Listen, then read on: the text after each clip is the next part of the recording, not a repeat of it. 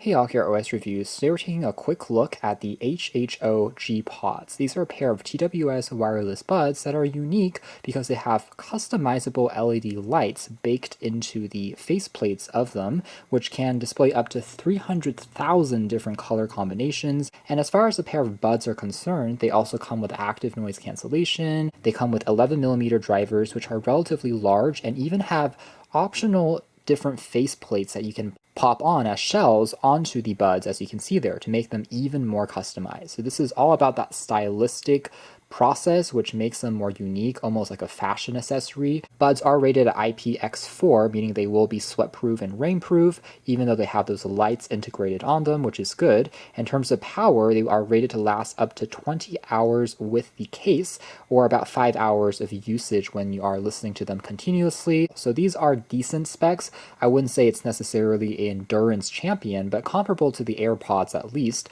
The lights, of course, are drawing a little bit more juice compared to a more conventional pair of buds. In terms of audio codecs, we are talking about SBC and AAC, although there is no hi-fi codecs like LDAC or, say, Qualcomm's aptX. It says GPods dare to shine. These canisters even have these crazy lights that kind of are holographic as you shimmer it across different angles. You have those shells that, again, you can snap on. Here's just a final look at the way that they look as is before we attach them. And then we have a pretty conventional, otherwise looking casing. So of course, they will only come to life once you turn them on. Aside from the quick user guide that we already have here, just showing some of the other different functions, you have underneath just a pair of silicone tips in 3 different sizes to make them more snug, along with a USB Type-C charging cable. Here they are next to the Redmi AirDots, also very popular, which by contrast, you can tell are definitely smaller in terms of the overall case, with a simple LED light, and then a USB Type-C port there on the back, along with this pretty interesting curve going on to the top of the case. But it's not too bad. You can still slide it into a slightly larger coat pocket. One thing that you won't get, though, would be Qi wireless charging, so it's not going to be compatible with those charging mats. One thing that maybe they could consider adding in the future, since these are pretty premium in all other departments. So anyways, popping open the lid magnetically, they will automatically turn on to life, as you can see there, and start to kind of give you that boot up animation, indicating that they are connected, as you can see there, and it's pretty fast to pair, and they immediately start to strobe with these crazy looking colors. We have access to a fairly conventional design aside from that stem on the outside that is shimmering. So it's similar to something like the AirPods in terms of the comfort and fit, not too much heavier compared to regular buds, which is good, even though there is some extra circuitry going on here. The mesh here for the speaker is also made out of metal, so shows some pretty good attention to detail, feels quite robust, even though everything else is made out of a glossy polycarbonate plastic that does attract a little bit of fingerprints, can be a little more slick, but nonetheless feels good enough. Now there are also touch sensors on these buds, which are located on the indents of the sides. As you can see, they're very similar to the Apple AirPods, so it's the edge here that is touch sensitive, and overall it works well enough. You can gently tap on the left and right sides to trigger different commands, including turning the lights on and off, going through the different active noise cancellation modes, as well as skipping tracks. Notably, one thing that you can't do on these buds, however, is change the volume higher or lower. Interestingly, that's a feature that hasn't made it over to the companion app just yet, which I would like them to add, but at least it's something that can be unlocked in a future software update if they listen to that feedback. Now, otherwise, what you see as maybe a slight kind of flashing is just because of the frame rates of the camera. In person, the lights are completely consistent.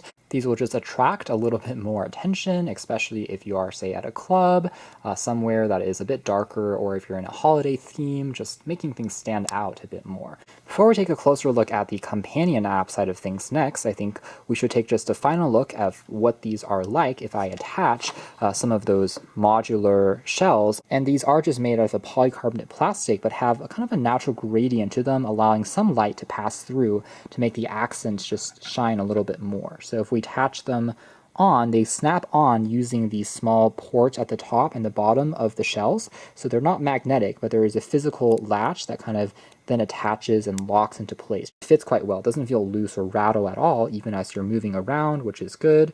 And you can see that this is now what they look like. Dare to shine, kind of a dramatic logo there. Also looks very good, I have to say. A skull-colored variant. This one kind of hides the light, maybe just a little bit more, but has more intricate patterns. Now here's the zebra pattern, which I have to say is also one of my favorites I've seen here so far, allowing the light to pass through. And because the lines are a little bit thicker at the top and bottom, they naturally make it a little bit more shadowed. The tiger pattern, which I think is pretty similar to the zebra one, to be honest, but just has slightly thicker lines instead. So again, depending on your maybe attire, what you're wearing fashion-wise, if you really want to further customize this, you do have this ability, and I think it's a pretty clever concept. The app is quite clean, and by default we have the initial color that's being displayed, which is called Variable Dream. Other modes including a customized effect, which is one that I created here earlier. Tapping on this just 1 second later, you can see that the colors will be popped over, and it still is pretty fast in terms of reacting. This is a gradient blue colored finish. You can also take a look at the battery percentage on the buds as well as the case being displayed there at the top, and further edit these profiles just by tapping on the command here, and we're able to change the color palette. So instead of having the current transition that we are displaying, we can change the lights one by one up to the 6 different slots that we have available. Say if we want to use red instead, we have all of these different shades of red to pick between, from brighter to cooler colors, shades, oranges, greens, and violets, to give you a ton of customization. Let's go with red, for example, and I want to choose tomato here as the first one. The second one, I can now choose a different shade, maybe oscillating it back and forth between the two here on the top, and create a pattern that looks something like this. So if I'm satisfied, it will also give me a preview of what that looks like here on the buds themselves.